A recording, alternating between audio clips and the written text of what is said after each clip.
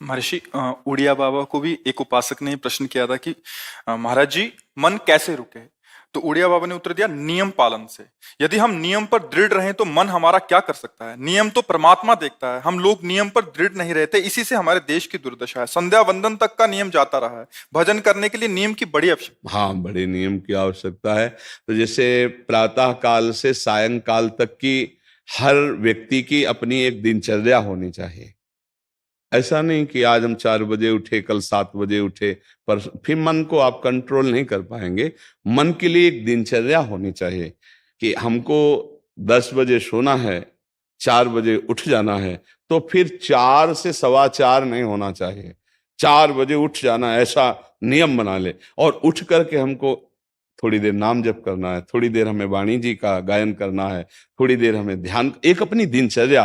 फिर हम अपने संसार के कार्य के नियम, जो संसार के कार्य हैं, उनको भी करते हुए भगवान को समर्पित करें। जैसे जो पद में है, जो आपको राष्ट्र सेवा मिली है, जो आपको समाज सेवा के पद मिले हैं, या आपको जो घर की सेवा के कार्य मिले हैं, उनमें बहुत धर्म पूर्वक आचरण होना चाहिए। अगर आप अधर्म आचरण करते हैं, अपने पद का दुरुपयोग करते हैं, तो आप सुबह जग करके थोड़ा माला चला लीजिए, फिर भी आपका कल्याण नहीं होगा, क्योंकि आप अपने पद का, अपने सेवा का दुरुपयोग कर रहे हैं। जैसे हम जानते हैं कि अधर्म आचरण है, ये अधर्मी है, हमें पता है दोषी है, और वो हमको कुछ धन दे देता है, और हम उसको मुक्त करवाने की बात सोचते हैं, और जो निर्दोष है उसको फंसा देते हैं। अब तुम चाहे जितना माला चलाने की कोशिश करो या दान पुण्य करो, वो तुम्हारा अधर्म आचरण, वो अधर्म का धन तुम्हें सतमार्ग में नहीं जाने देगा।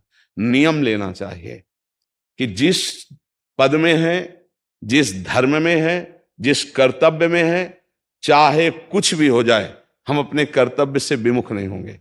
जितना जप महान है, उतने कर्तव्य महान है। दोनों बातें समझना है।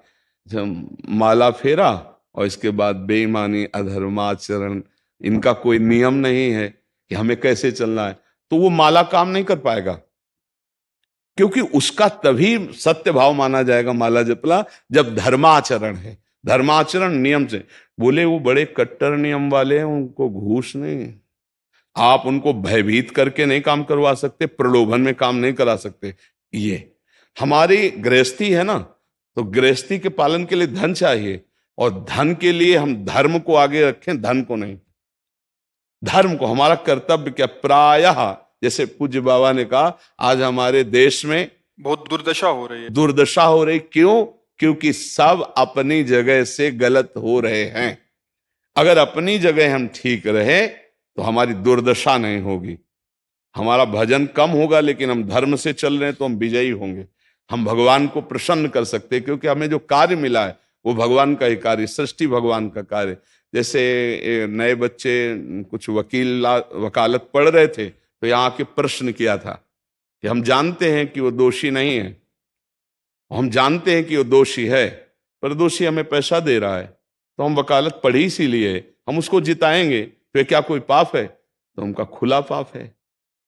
बोले नहीं, हमारी कोई ऐसा कंपनी दो, ऐसा कुछ बोले कि हमारी कंपनी को ये सिखाया जाता है, तो हमको तो ये करना ही होगा, अगर नहीं करेंगे तो हमारी वकालत का मतलब क्या रहा? तो नहीं, वकालत का मतलब अधर्मी को मुक्त करवाना नहीं है। वकालत का मतलब अधर्मी के सबूत एकत्रित करके उसको दंड दिलवाना है, और धर्मात्मा को मुक्त करवाना है। अब इसके लिए आपके पास अर्थव्यवस्था अगर कमजोर